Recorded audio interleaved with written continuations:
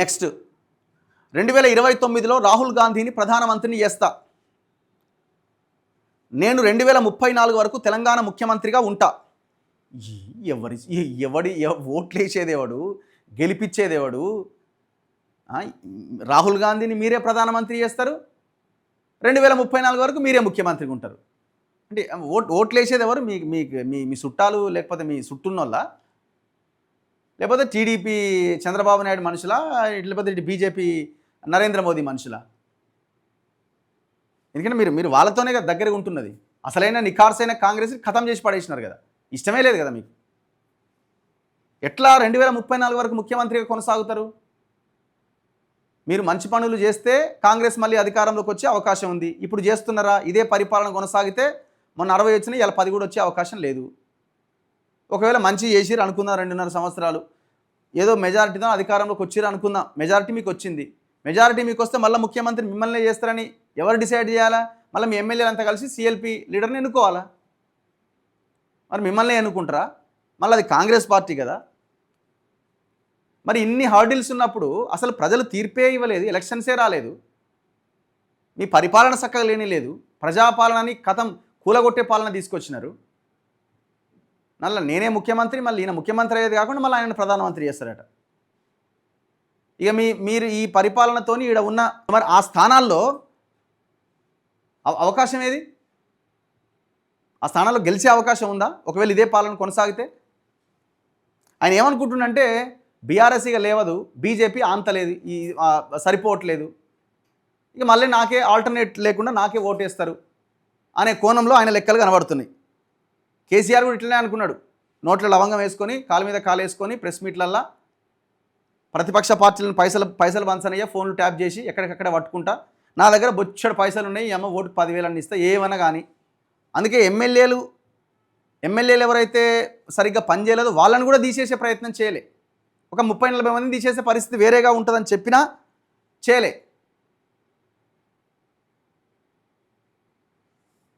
అంటే ఎందుకు? అప్పుడు అహంకారం, పైసలు. ఇప్పుడు ఈయనది కూడా అట్లే కనబడుతున్నది. ఓట్లు పైసలు, పిచ్చి జనాలు పైసలు ఇస్తే ఓట్లు వేస్తారు. మొన్నేలే సర్పంచ్ ఎలక్షన్లప్పుడు ఎందుకు వచ్చిన 50 సీట్లు? మొన్న మున్సిపల్ ఎలక్షన్లో గెలవలే ఎన్నో కొన్ని, ఇప్పుడు కూడా గంతే అనుకుంటున్నాడు. కానీ సినిమా ఎప్పుడు ఒకేలా ఉండదు. ప్రజలు లోకల్ బాడీస్ మిగతా ఎలక్షన్స్లో ఒక రకమైన తీర్పునిస్తున్నారు. ప్రభుత్వాన్ని మార్చే ఎన్నిక ఇది అని కనుక ప్రజలు డిసైడ్ అయినప్పుడు మార్చి అవతల పడేస్తున్నారు. కేసీఆర్కి జరిగింది అదే.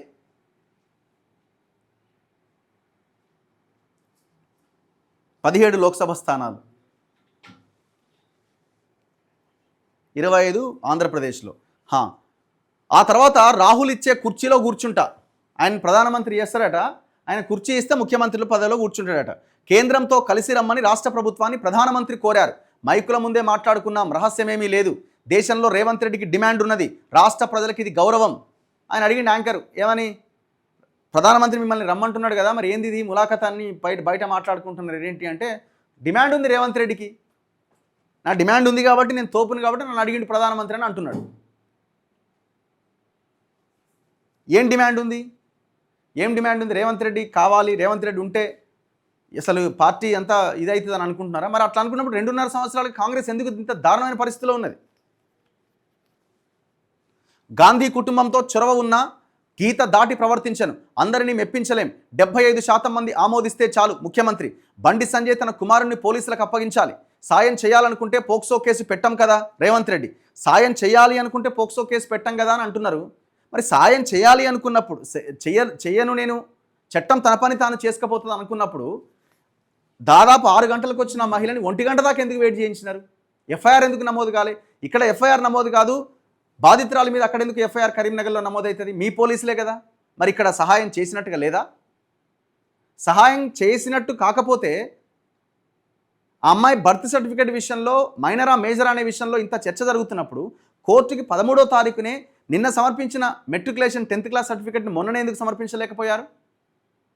పీపీ ఎందుకు అంత ఆర్గ్యుమెంట్స్లో ఎందుకు పస కనబడతలేదు? ఇంతకాలం ఎందుకు ఆయన్ని పట్టుకోలేకపోతున్నారు?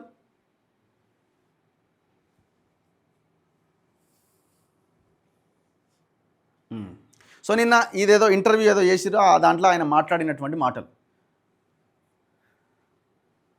రేవంత్ రెడ్డికి రాహుల్ గాంధీ దగ్గర డిమాండ్ ఉండొచ్చు, మోదీ దగ్గర డిమాండ్ ఉండొచ్చు, కానీ రాహుల్ గాంధీకి ఏమో ఒక రకమైన డిమాండ్, ఎందుకంటే ఈడ అధికారంలో ఉంది కాబట్టి వాళ్ళ వాళ్ళ ఢిల్లీలో పార్టీ నడవాలి, ఈ నుంచి పోతున్నాయి.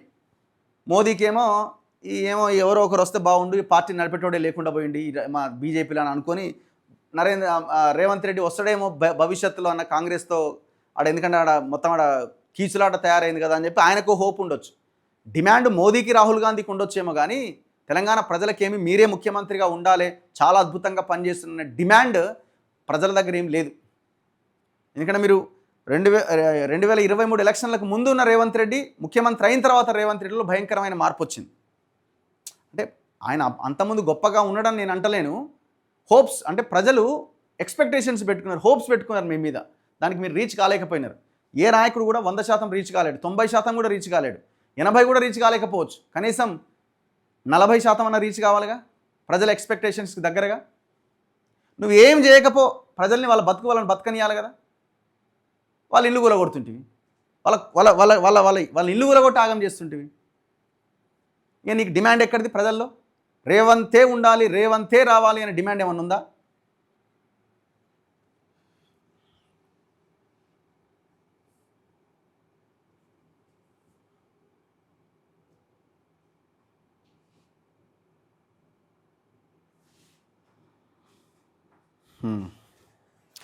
తెలివితేటలు ఉన్న ప్రజలు తెలంగాణలో 100% కోసం వెయిటింగ్ అట. 100% ఏంది ఎలక్షన్స్ కోసమా? తెలంగాణలో బీజేపీ కాంగ్రెస్ ఫెవికాల్ బంధం, నాట్ ఓన్లీ బీజేపీ కాంగ్రెస్, ఈ ఇద్దరితో పాటు బీఆర్ఎస్ కూడా చాలా మంచి బంధంతోనే ఉన్నది. లేకపోతే కేసీఆర్ అవినీతిని బయటికి తీసుకొస్తాను రేవంత్ రెడ్డి ఎందుకు తెస్తలేడు? నిన్న క్వశ్చన్ అడిగితే ఏమంటుండు, నేనేమన్నా గుంజుకొచ్చి లోపలేయాలన్నా, నేనేం కక్ష సాధింపు చర్యలు చేపట్టను.